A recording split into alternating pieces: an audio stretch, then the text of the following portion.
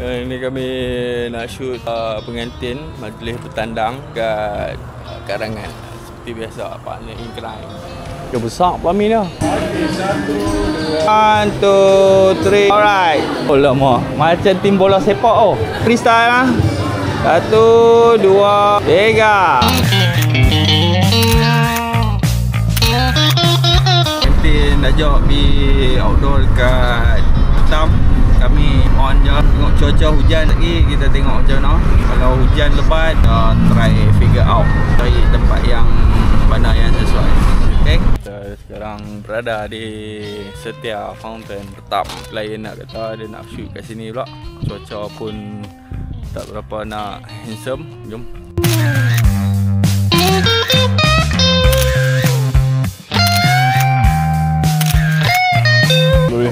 Settle akhirnya. Baik tak hujan sampai habis tak? Mendung barak kelabu. Alhamdulillah.